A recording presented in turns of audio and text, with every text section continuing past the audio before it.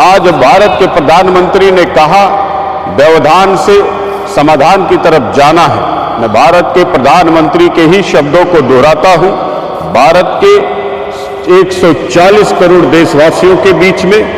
SC, ST, OBC general वर्ग में विभाजित करके राजनीति की रोटियां न केवल भारत के वर्तमान प्रधानमंत्री ने सेकी, बल्कि समस्त पार्टियां जो अब तक सत्ता में रही, उन्होंने इसको राजनीति का वोट बैंक का हथकंडा बना करके प्रयोग किया। मैं भारत के प्रधानमंत्री, भारत के समस्त पार्लियामेंट मेंबरों, तमाम राज्यों के मुख्यमंत्री, विधायकों से स्पष्ट करना चाहता हूं, ये 140 करोड़ देशवासियों का सवाल है, समाधान है, और इस सवाल से भी ना तो भारत के प्रधानमंत्री को पीछे हटने का मौका दिया जा सकता है, न किसी राज्य के मंत्री, विधायक, सांसद, पार्षद को। घटिया मानसिकता वाला बिल ला करके इस देश को न केवल खंड खंड बांटने का समुचित प्रयास किया गया,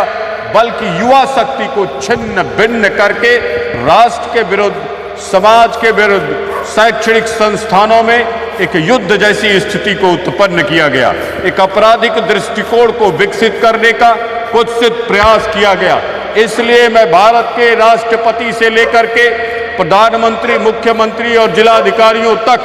समस्त पार्षदों, विधायकों, पार्लियामेंट मेंबरों को स्पष्ट कर देना चाहता हूं, जिस आरक्षण को चलाने के लिए 77 साल से भारत के पार्लियामेंट मेंबर प्रयास कर रहे हैं, उनको अब जनता के द्वारा, देश के द्वारा, समाज के द्वारा, युवाओं के द्वारा, बच्चों के द्वारा, स्कूलों से लेकर के यूनिवर्सिटी कैंपस में पढ़ने वाले विद्यार्थियों के द्वारा बहुत ही तगड़ा जवाब देने का काम किया है। मैं समस्त देशवासियों का भारत सरकार के माध्यम से इस कुत्सित प्रयास को कुचलने का धन्यवाद करता हूं। मैं साथ में राष्ट्रपति, प्रधानमंत्री और तमाम लोगों से अपील करता हूं कि अब जब आरक्षण की इतनी ही आवश्यकता और राजनेताओं को इसके घृणित प्रयासों की इतनी ही इच्छा है, तो क्यों ना इसके अंत का भी प्रावधान किया जाए। भारत सरकार से, तमाम पार्लियामेंट मेंबरों से मैं पूछना चाहता हूं और बताना भी चाहता हूं, आज के बाद किसी भी क्षेत्र में, शैक्षणिक क्षेत्र में यदि रिजर्वेशन की पॉलिसी को एक्टिव किया गया, किसी को भी आरक्षण दिया गया, तो उस बेटे को यह भी देना होगा शपथ पत्र के साथ, जिस पे भारत के राष्ट्रपति, प्रधानमंत्री, मुख्यमंत्री और जिलाधिकारियों के सिग्नेचर होंगे कि कितने राज्य में, जिले में विद्यालयों की कमी है, शैक्षणिक संस्थानों की कमी है,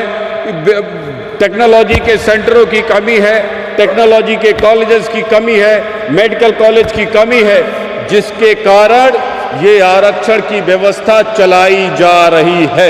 जब तक भारत का राष्ट्रपति, भारत का प्रधानमंत्री, भारत के मुख्यमंत्री और जिलाधिकारी इसका स्पष्ट जवाब न दे, तब तक किसी को भी आरक्षण प्राप्त करने की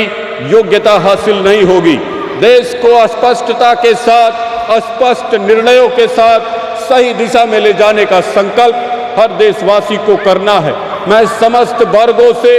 के बच्चों से, उनके अभिभावकों से, देशवासियों से कहना चाहता हूं, भारत सरकार, राज्य सरकार आज